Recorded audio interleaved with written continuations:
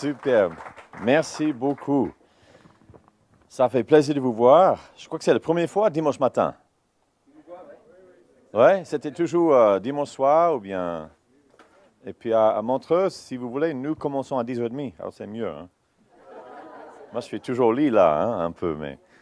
Non, merci beaucoup. Ça fait plaisir de vous voir. 2h de l'après-midi. Commence tôt, termine tard. C'est bien. Magnifique. Bonne recette, quoi. Super. Alors, je suis venu en moto ce matin parce que ça me rajeunit 20 ans. Chaque fois de sentir... Au Texas, on n'a pas besoin d'un casque. Pour nous, ça, c'est le communisme, quoi. On a la liberté, quoi. Et puis,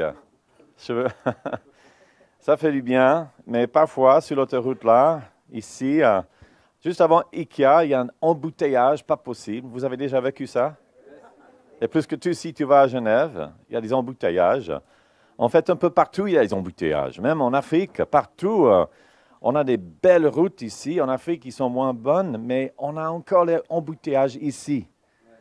Et souvent, dans nos vies, il y a des embouteillages. On veut avancer dans nos couples. Ça fait 35 ans, je suis marié avec une bonne, belle vaudoise. Bonne vaudoise, belle vaudoise. Les deux. Et puis, dans les mariages, parfois, il y a des embouteillages. Au boulot, il y a des embouteillages. Parfois, même dans l'église. Est-ce que ça, c'est possible? Alléluia. Dieu, c'est ça, le Pentecôte. Il veut enlever les embouteillages dans nos vies. Il veut vraiment déverser son Esprit Saint sur toute chair. Et vous savez, qui aime Noël ici? Vous aimez Noël? C'est quoi? C'est l'anniversaire de Jésus, n'est-ce pas? Oui. Il est né, Noël. Mais l'Église est née Pentecôte. Mais on donne les cadeaux pour Noël, mais à Pentecôte, il y a moins de cadeaux. Mais c'est le cadeau pour le pasteur et sa femme. Tu vois, on veut donner les cadeaux à Jésus, mais à sa femme. Est-ce qu'il y a des...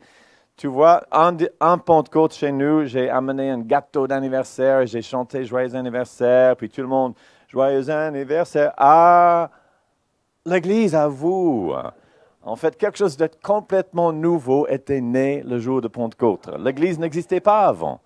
C'était un désir dans le cœur de Dieu depuis des siècles de vous voir. Vous étiez dans son cœur depuis des siècles. Il avait un plan, des œuvres, des bonnes œuvres avant la fondation du monde pour vous et pour moi. Et c'était le jour de Pentecôte que ça a pu commencer. Alléluia. Alors, moi j'étais en train de lire, moi je lis la Bible une fois par année. Et puis j'enseigne la Bible pas mal, entier, de Genèse, Apocalypse, au moins une fois par année. Et puis j'adore. Chaque fois, ça devient de plus en plus fort. Mais en lisant le livre de Nombres, qui était dans le livre de Nombres cette semaine? Quelqu'un? Personne? Il y a des choses très intéressantes là-dedans. Si vous vous rappelez bien de l'école du dimanche, Moïse divise la mer Rouge, ils sont entrés dans la terre promise. Nous, on se souvient de toutes les bonnes choses. Et ça, c'est bien de se souvenir des bonnes choses. Mais il y a des temps, des mauvaises quarts d'heure aussi dans l'Ancien Testament un peu. Vous êtes d'accord? Alors, j'étais en train de lire Nombre, et puis c'est le premier méga church, la méga église, quoi. 1 million de personnes, et Moïse, c'était le leader. Amen. Et puis donc à Nombre, chapitre 11, verset 15, Moïse, il a dit quoi? Seigneur, si ça va être comme ça, tue-moi maintenant, quoi. Le leader de la première méga-église, il souhaitait se mourir. Et le peuple, il souhaitait quoi? Le manne, qu'est-ce que c'est ça? J'aimais bien des oignons, des concombres qu'on avait en Égypte, quoi. Il veut retourner en Égypte. Et puis Josué, le jeune, protégé de Moïse, il était jaloux. Alors, 3 problèmes dans cette premier peuple de Dieu. Et puis, tout le monde dit, ouais, j'aimerais bien avoir une église avec 1 million de personnes. Ah bon, t'es sûr? Je sais pas. Moïse souhaitait se suicider. Et puis, si tu retournes avec moi donc à Nombres, chapitre 11, on va voir cette situation, parce que c'était trop lourd pour Moïse. Et puis, je ne sais pas si vous vous rappelez bien, c'était un embouteillage classique. La puissance, tout le ciel souhaitait envahir la terre, et il n'avait que Moïse. C'était un embouteillage. Tu as toute la bénédiction de Dieu, et tu as un petit trou là. Et toute cette bénédiction doit couler par Moïse.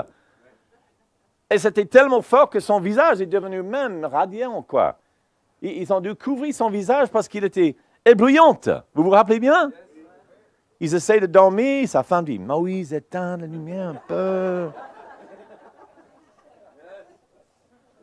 C'était trop de friction pour un homme. Et puis son beau-père, Jethro, il a dit quoi? Moïse, il faut que tu délègues. Et puis aujourd'hui, les gens, ils pensent que la délégation, c'est la solution. Parfois, la délégation, c'est vraiment une nécessité, ça c'est sûr. Mais ça, ce n'était pas la clé. Ça, c'est l'Ancien Testament, délégation. Alors, il a fait quoi? Il a prié Dieu. Dieu, il a dit, choisis 70 anciens, et puis je vais mettre de mon esprit sur chacun d'eux. Vous vous rappelez bien? Et puis Dieu, il est descendu. Il a rencontré ces 70 leaders. Dans la fin, ils sont devenus le Sanhédrin qui ont condamné Jésus. Alors ça, c'est la preuve. La délégation, ce n'est pas la solution. Alors Dieu est descendu. Alors lisons Nombres chapitre 11, verset 25. « Et l'Éternel descendit dans la nuée et lui parla. Et il ôta de l'esprit qui était sur lui et le mit sur les 70 anciens. Et il arriva qu'aussitôt que l'esprit reposa sur eux, ils prophétiront, mais ils ne continuèrent pas. Et il était demeuré 2 hommes dans le camp. Le nom de l'un était Eldad, le nom de la seconde était Médad, et l'esprit reposa sur eux. Et ils étaient de ceux qui avaient été inscrits, mais ils n'étaient pas sortis vers le tente, et prophétiront dans le camp. Et un jeune homme courut et rapporta cela à Moïse, disant, Eldad et Médad prophétiront dans le camp. C'était un rapporteur. Et puis Josué, il a dit, le fils de Nun, il a dit, Moïse, empêchez-les. Et puis Moïse lui dit, es-tu jaloux? Ah, que plutôt tout le peuple de l'Éternel fût prophète. Que l'Éternel mit son esprit sur eux tous. Ça, c'est le début de la Bible. Et déjà, ils aspirent pour le jour de Pentecôte. Moïse, il voyait 1 million le peuple de Dieu. Ils disent, oh, que le Saint-Esprit descende sur chacun d'eux. Qu'ils soient tous les prophètes. Ça, c'est dans l'Ancien Testament.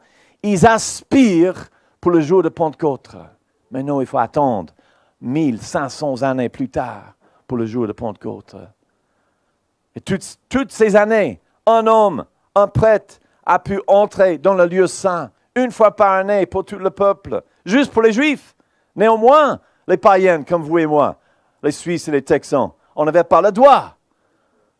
Et les Juifs, ils s'approchaient de Dieu, mais pas tout proches.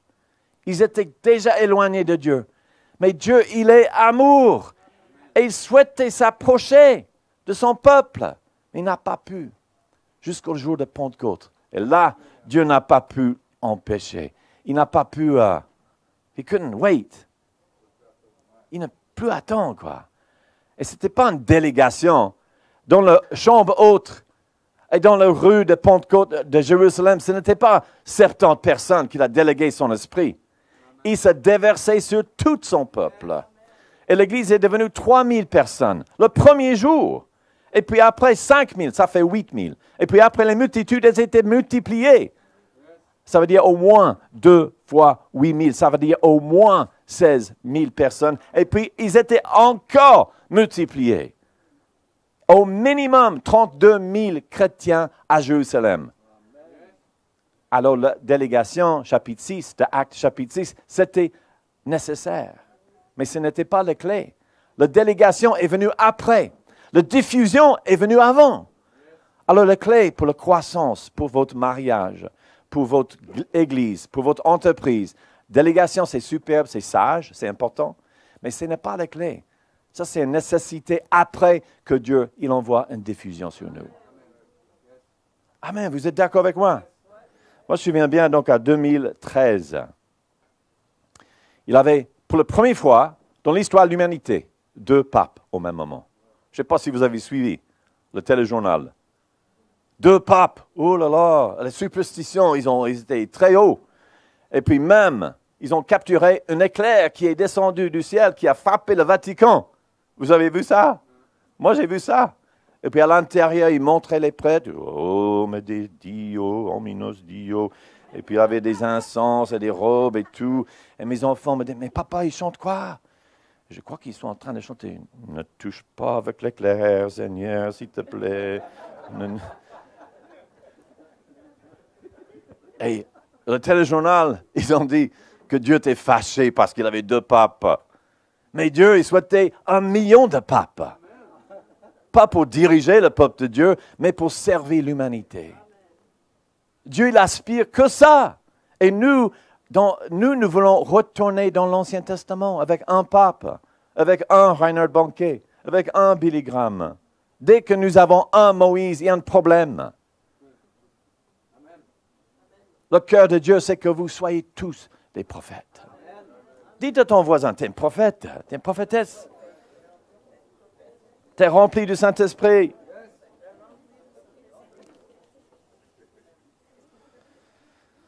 Moïse, il a dit, j'ai un rêve, qu'un jour, il ne va pas avoir une séparation entre le clergé et la laïcité. Moïse, déjà, il aspirait à ça. Il y a une différence. Si, il y a une différence entre un pasteur et un paroissien, entre un apôtre et un paroissien. Quelle est la différence? Alors Jésus, il a créé une nation des rois et des prêtres. Alors, si vous êtes apôtre, super, prophète, évangéliste, docteur, pasteur, c'est bien. Mais sinon, vous êtes un roi ou une reine. Qui veut être un roi ou une reine? Votre hôtesse. Il y a un protocole. C'est pour cela que beaucoup de personnes ils sont malades dans l'Église. Et ils meurent avant leur temps. Parce qu'ils n'ont pas le respect pour le corps de Christ. Ce n'est pas la seule raison, mais c'est une des raisons principales. Donc, à 1 Corinthiens chapitre 11, ils ne respectent pas le corps de Christ, qui sont des rois et des prêtres. Les apôtres, prophètes, ils sont là pour vous servir, pour accomplir votre mission, pour vous envoyer dans cette diffusion de sa puissance, de son Esprit Saint. Quand j'ai rencontré ma femme, on était avec Jeunes en Mission, on était en Mexique, on était sur le paquebot, le Anastasis, un gros paquebot humanitaire, évangélique, qui prêchait, qui aidait. Et puis on est descendu en Mexique en 86 pour le tremblement de terre. Et puis on avait des maisons, on avait des médecins, on avait des dentistes, tous sur la maison. Moi j'étais charpente pour fabriquer des maisons temporaires qui durent 5 ans. Et puis, mais c'était une ville catholique, et les prêtres, ils ont découvert que le bateau n'était pas catholique. Alors ils ont dit, non, stop, tu ne peux pas entrer dans ce port. Mais moi, je n'étais pas sur le bateau, moi j'étais en ville, et il faisait chaud, moi j'avais besoin d'une glace. Alors je suis rentré dans le magasin pour la glace, et puis je suis là, et puis une femme à côté de moi, je ne sais pas comment, mais elle a donné sa vie à Jésus, j'ai prié avec elle, elle pleure. Et puis elle m'a dit, qu'est-ce que je peux faire pour vous? Je dis, je ne sais pas, on a des filles sur un bateau là-bas qui ont besoin de logement. Est-ce que vous pouvez le loger? Oui, volontiers. Alors, c'était la femme du chef de médecin de Lázaro Cárdenas. Et puis, le médecin, il a découvert, il y a un bateau avec des médicaments et tout. Ah, laisse tomber, c'est prêt. On va faire venir ce bateau. C'est un embouteillage de religion. Mais ce n'est pas que les catholiques. C'est les évangéliques aussi qui créent des embouteillages avec nos traditions, avec nos attente trop petite. Et notre bateau, elle est au large. Et Dieu, il attend que nous invoquons, que nous invitons ce bateau à venir. Vous êtes bénis avec toutes les bénédictions qui existent dans les lieux célestes. Vous êtes scellés avec le Saint-Esprit. Vous êtes acceptés dans le bien-aimé. Vous êtes assis avec Christ dans les lieux célestes. Vous êtes co-citoyennes avec tous les saints. Construire sur les apôtres, sur Christ, qui est la pierre angulaire. Vous êtes construire une habitation spirituelle pour Dieu. Vous êtes remplis de la plénitude de Dieu. Vous êtes enracinés dans son amour. Vous compreniez la profondeur, l'auteur, largeur de son amour. Et selon cette puissance, cet amour qui travaille, qui agit en vous, Dieu est capable de faire au-delà de tout ce qu'on peut penser ni imaginer. Je viens de vous citer Ephésiens 1, 2 et 3. Notre position dès que nous sommes le corps de Christ. La difficulté commence au chapitre 4. Enfants, obéissez vos parents. Hein. Femmes, soumettez-vous à vos épouses. Épouses, livrez vous-même pour vos épouses. Travaillez pour votre patron comme vous travaillez pour Jésus-Christ. Comment puis-je faire tout cela? Avec une diffusion de son Esprit Saint. Amen. Il faut que nous enlèvions cet embouteillage. Martin Luther King aux États-Unis, il avait un gros embouteillage aux États-Unis. Il a dit quoi? Il a dit, il ne faut pas être blanc pour être un Américain, n'est-ce pas? Martin Luther, il a dit quoi? Il ne faut pas être catholique pour être un chrétien. EasyJet, ils ont dit quoi? Il ne faut pas être compliqué pour être une compagnie aérienne. Swatch, ils ont dit quoi? Il ne faut pas être métallique pour être un montre. Moi, j'aimerais bien commencer. Là, après le Gospel Montreux, on va commencer une nouvelle église qui s'appelle Easy Church. Ça va être en orange, tu vois.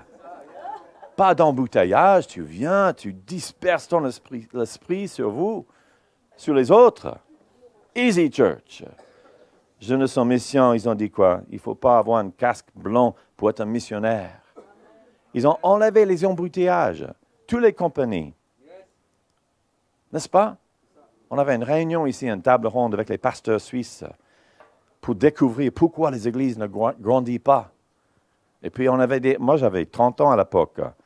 Et puis, un pasteur, il disait, je crois que c'est à cause de ces montagnes là-bas. On n'a pas une vision grande. Et un autre, il a dit, c'est parce que les Bernois, ils nous ont dominés pendant 150 ans. Maintenant, on est des esclaves un peu, mentalité. Et moi, j'ai dit, il faut dire ça à Lingui. Parce qu'ils sont suisses aussi, et puis il n'y a aucune barrière. Ils n'ont même pas une océan, ils ont battu les Australiens, les Américains. Ils ont eu une diffusion, aucun embouteillage pour eux. Ils n'avaient même pas la mer pour répéter là-dedans. Ils ont gagné. Cette idée d'avoir un pape, un Moïse, c'est fini. C'est l'Ancien Testament. Mais c'est le même problème dans le Nouveau Testament. Donc, à 1 Corinthiens chapitre 3, Paul, il a dit quoi? Vous êtes charnels, vous êtes que des gamins. Dès que vous dites que moi, je viens d'Apollos, moi, je viens de Paul. Non, c'est Christ. Ils n'ont pas compris. Ils avaient des problèmes de compétition dans l'Église. Ils avaient des problèmes d'immoralité. Et dans les deux fois, quelle était la solution? Ne savez-vous pas, vous êtes le temple du Saint-Esprit.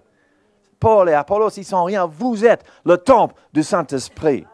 L'adultère, l'immoralité, c'est rien en comparaison avec d'être rempli du Saint-Esprit.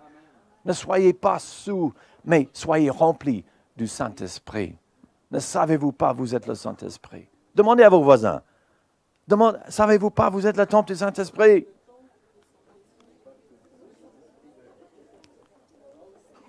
Les disciples de Jésus étaient toujours en train de disputer qui est le plus grand dans le corps de Christ. Ça, c'est l'embouteillage, là. L'embouteillage principal dans le corps de Christ, c'est qui est le plus fort chrétien ici? Est-ce que c'est le pasteur? Est-ce que c'est les anciens? Amen. Est-ce que c'est le diacre? Ou est-ce que...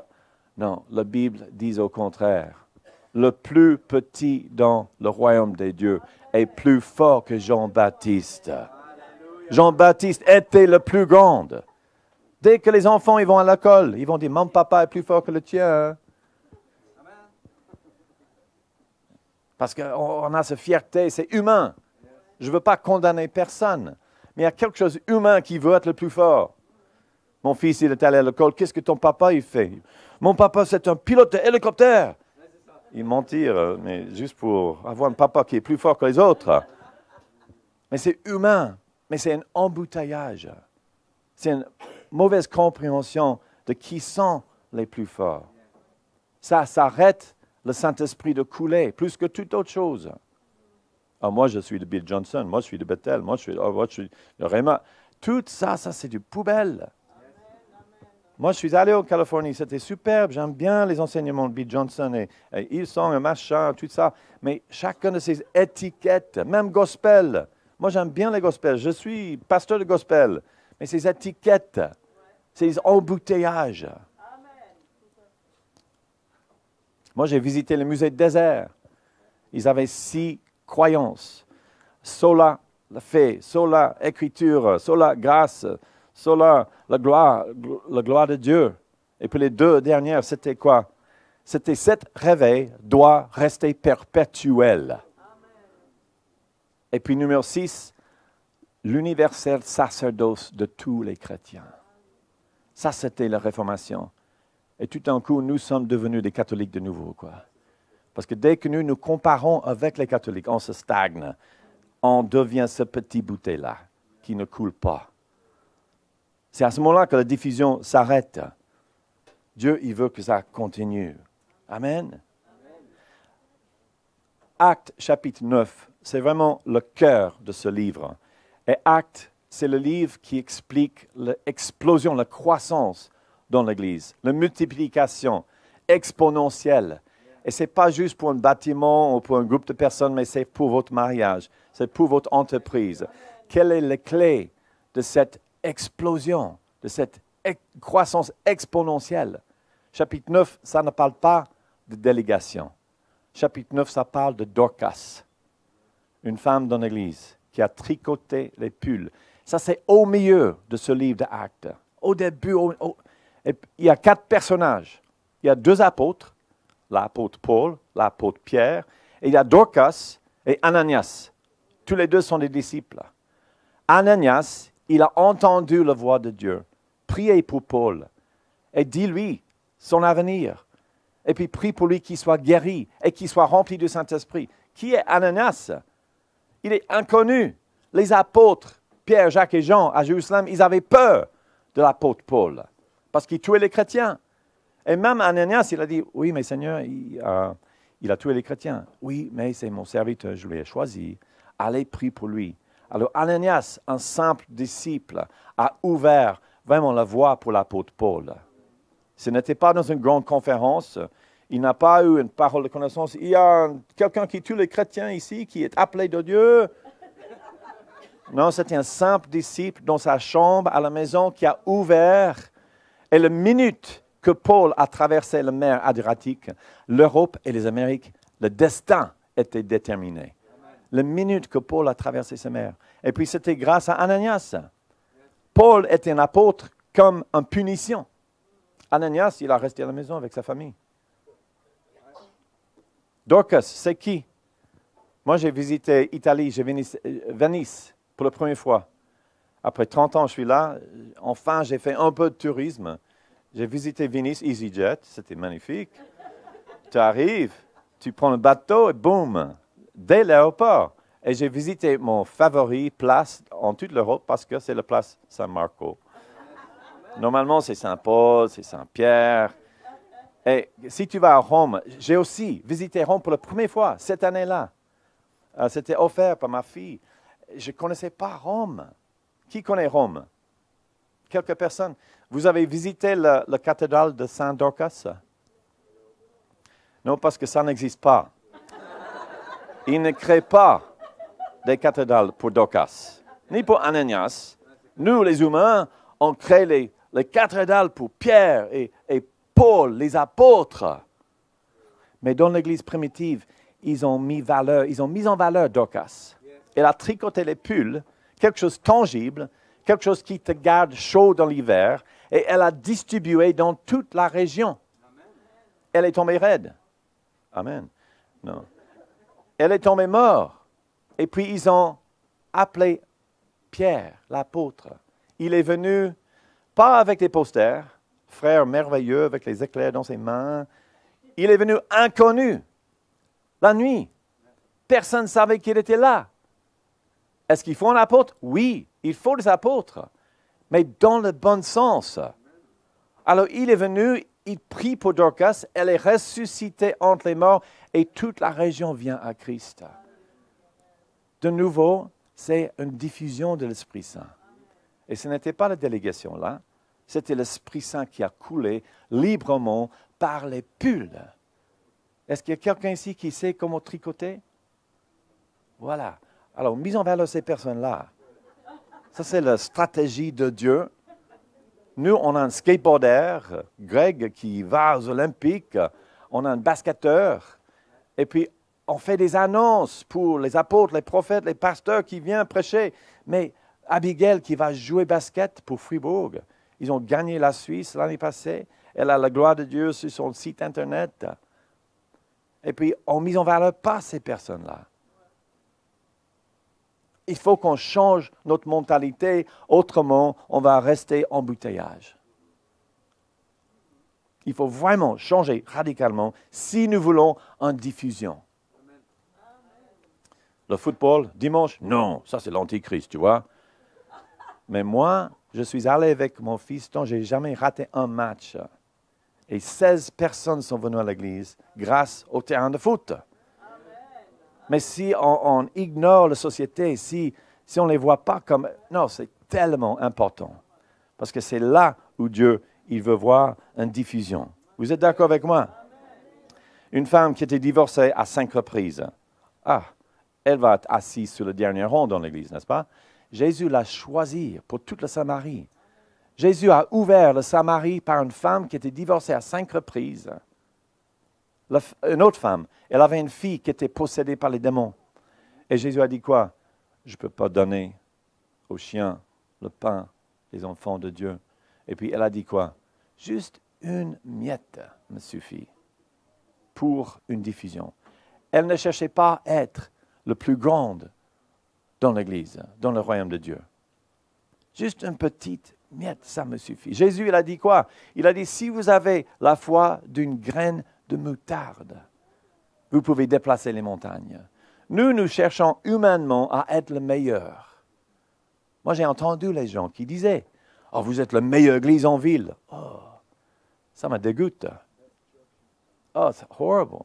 Je crois que c'est le dernier mot qui est sorti de Satan, avant d'être quitté loin du ciel. Venez chez moi, on a la meilleure louange dans tout le ciel. Pouf! Il est descendu, chuter la gloire de Dieu. C'est l'orgueil. C'est humain.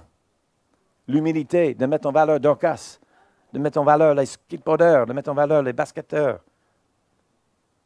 Ils sont plus grands que Jean-Baptiste, ça c'est pas mal. Vous êtes d'accord? Un homme qui était rempli de démons, complètement nu, dans le cimetière, qui lui coupe et qui lui hurle toute la nuit. Est-ce qu'on a la place pour lui dans l'église? Jésus lui a chassé les démons. Il a dit, est-ce que je peux joindre votre équipe? Et Jésus lui dit quoi? Non, rentrez chez toi et racontez toutes les bonnes choses que Dieu a fait pour toi. 10 villes sont venues à Christ grâce à cette démoniaque. Est-ce qu'on a dit au moins un démoniaque ici? Ou quelqu'un qui est divorcé 5 fois? Ou quelqu'un qui a une fille qui est possédée? Joyce Myers, elle était abusée sexuellement jusqu'à 18 ans. Et Dieu l'a choisie pour changer le monde, quoi. C'est extraordinaire ce que Dieu fait à travers elle. Et elle raconte les choses difficiles qu'elle a traversées. Et Dieu l'a utilisée comme personne d'autre. Il y a une diffusion, quoi. Tu vois, on n'a pas besoin d'être le meilleur pour avoir la puissance de Dieu qui coule à travers nous. On doit juste être le pire, le plus petit. Paul, l'apôtre, il a dit quoi donc à 1 Corinthiens 15, je crois, il a dit, je suis le plus petit des apôtres. On dit, ouais, il était humble, Paul. Non, il était sérieux. Il disait, les autres, ils sont supérieurs à moi. Ce n'était pas l'humilité, c'était la vérité. Et Dieu l'a utilisé plus que tous les autres. Dieu, il cherche une diffusion. Et puis, dès que nous découvrons, donc à Colossiens, chapitre 1, verset 26, que Christ en vous, c'est l'espoir de la gloire de Dieu. Tu vois, dans le livre de Nombres, le peuple de Dieu, ils ont résisté. Ils ont dit, non, on ne veut pas entrer dans la terre promise. Et Dieu a dû les attirer dans la terre promise.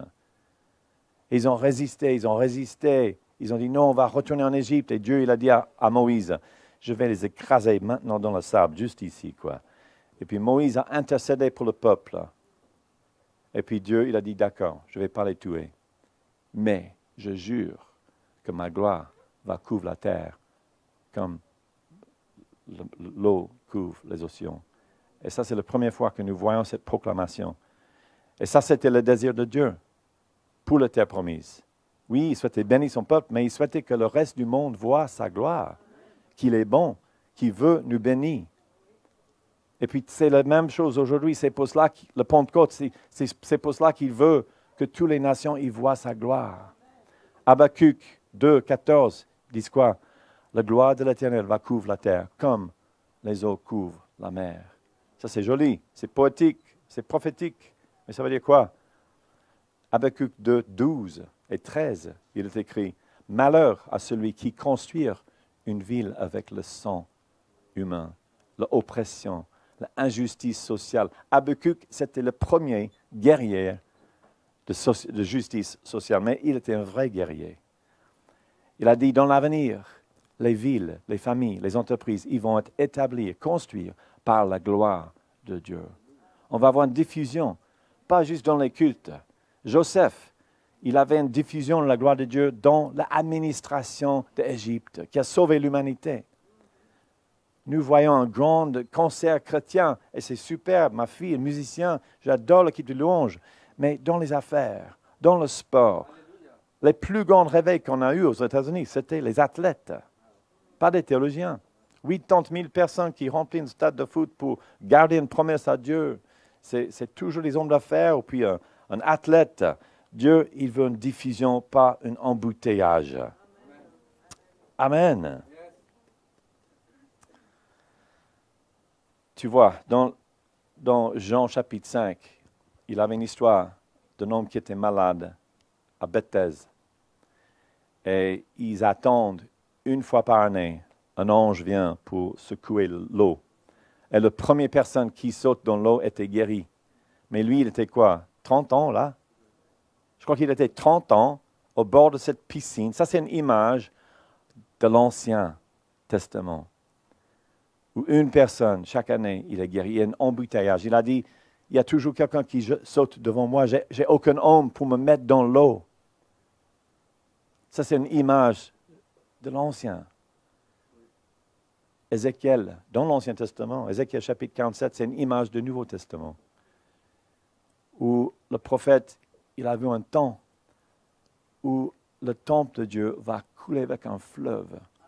Et cette fleuve va sortir du temple de Dieu aux chevilles, et puis après aux genoux, ici. Et puis après, il faut nager. Et partout où cette fleuve coule, les choses qui sont mortes, ils deviennent vivantes. Ça va remplacer la mer morte. C'est une image, une vision d'un prophète, un vrai prophète, qui parle de vous et de moi. Pas du pasteur, oui, je fais partie du corps de Christ, mais il parle du corps de Christ qui coule. Amen. Tu sais, mes enfants, chaque soirée, avant d'aller au lit, je prie pour eux. Éphésiens chapitre 1, verset 15. Et je secoue tout le lit, quoi. Parce qu'ils étaient jeunes. Je prie l'espoir, richesse, puissance. Parce que Paul, il prie ça pour l'Église. Que vos yeux soient inondés de lumière, afin que vous puissiez comprendre l'espoir de votre appel, la richesse de votre héritage et la puissance de Dieu envers vous qui croient, la même puissance qu'il a ressuscité Christ entre les morts.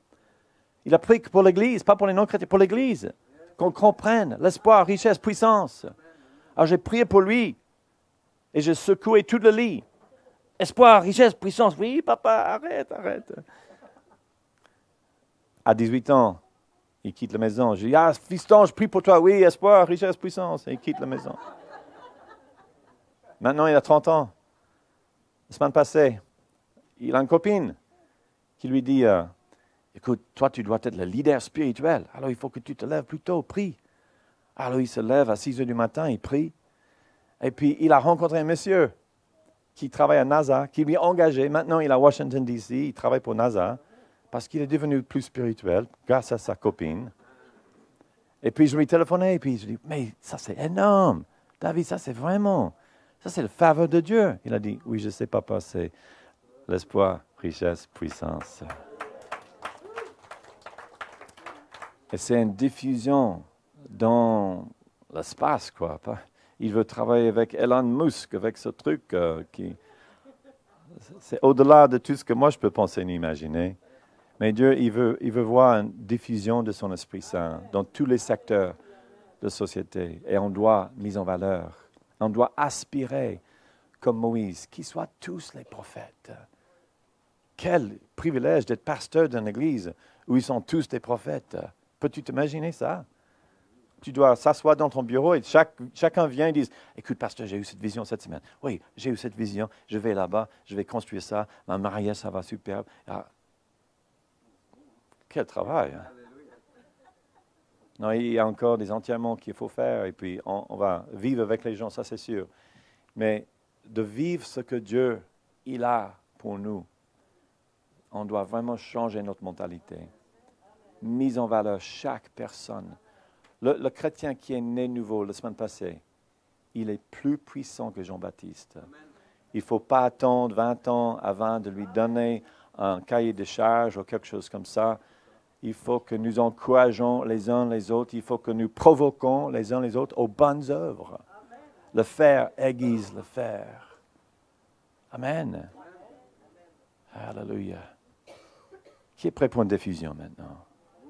Levons-nous. La Bible dit donc à Galates chapitre 3, verset 13, que Christ nous a rachetés de la malédiction de la loi parce qu'il est devenu maudit, parce qu'il était cloué à la croix. Jésus était cloué à la croix. Pourquoi? Afin que la bénédiction d'Abraham vienne sur nous, la promesse de l'Esprit. Alors Jésus est mort pour le jour de Pentecôte.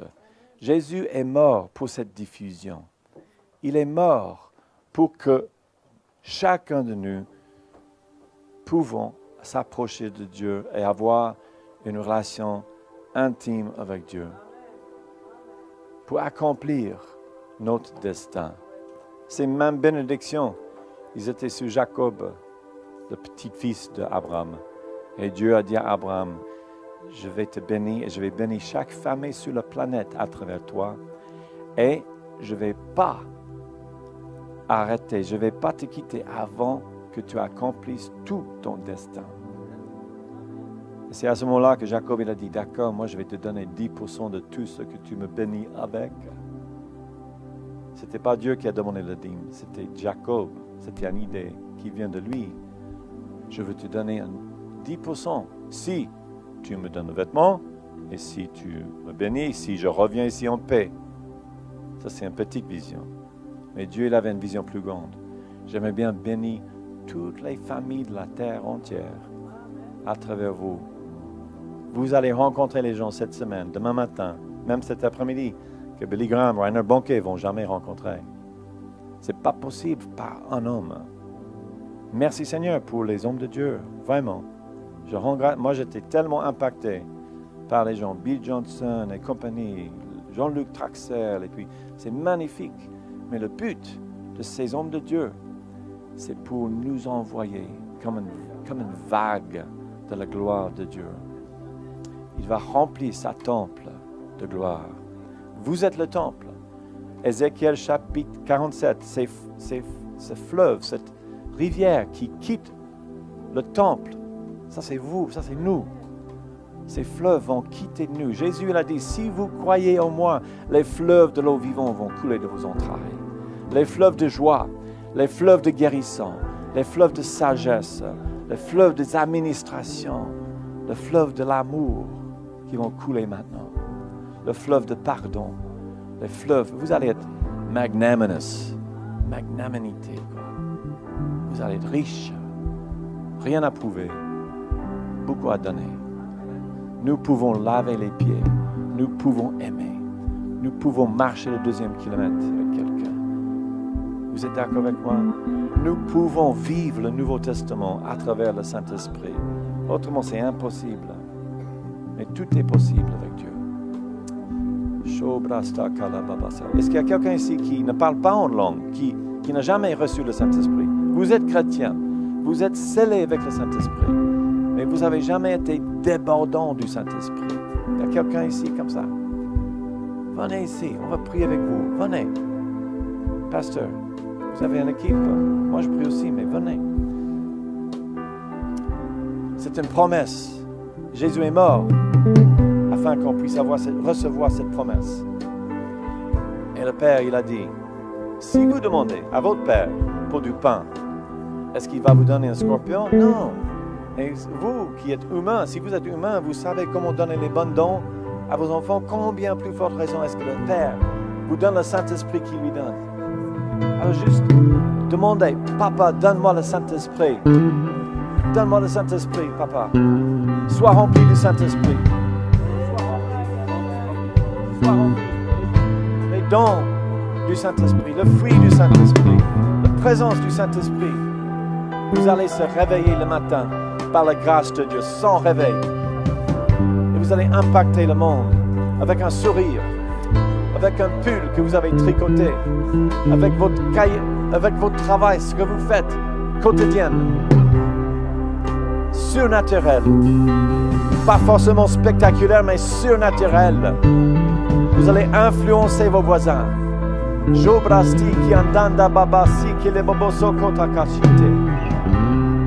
Rempli du Saint-Esprit. Chambrasti qui le bobosoko. Le Saint-Esprit va se lever en vous et vous allez sentir sa présence. Et vous louez Dieu avec les mots. Yambrasti qui le bobosoko. Thank you, Father. Merci, Père. Shobrabasaka la babasaka. Sois rempli du Saint-Esprit. Sois rempli du Saint-Esprit. Comme jamais auparavant. Alléluia. Moi, je me souviens bien, le premier jour, mon pasteur priait pour moi de prier en langue. Moi, j'ai pensé que c'était mexicain. C'était aux États-Unis. Je pensais qu'il parlait l'espagnol. Super, que bueno. Mais non, il parlait une autre langue. Mais ils ont prié pour moi. Je dis, Papa, donne-moi le Saint-Esprit.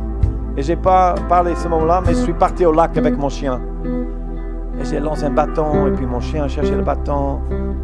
Et puis je dis, merci Seigneur, merci Père, merci Père. Je dis merci pour une centaine de fois. J'avais envie de dire plus que merci. J'avais envie de vraiment déverser mon cœur devant Dieu. Et puis j'ai commencé à parler en langue. Je me souviens bien, les premiers mots, c'était Omide Abba. J'ai crié Abba, je ne savais même pas qu'est-ce que c'était. Vendredi soir, j'étais en train d'écouter Led Zeppelin dans un concert. Lundi matin, je parlais en langue, je lis ma Bible, quoi. Et Dieu, il va faire une vague de son Esprit Saint. Un avivamiento. Gloria a Dios. Un avivamiento. Un réveil qui va couler. Au nom de Jésus. Amen, amen, amen. Sholabrastiki de Bobosoto. Thank you, Jesus. Merci, Seigneur. Hallelujah. Amen, amen, amen. Thank you, Jesus. Aspire pour les dons du Saint-Esprit. Il y a 9 dons. La parole de connaissance, la parole de sagesse, la prophétie, interprétation des langues, parler en langue. Don de foi, des guérissons, des miracles. Aspire au don du Saint-Esprit. Une sagesse divine pour vous guider. Une connaissance divine pour connaître l'avenir.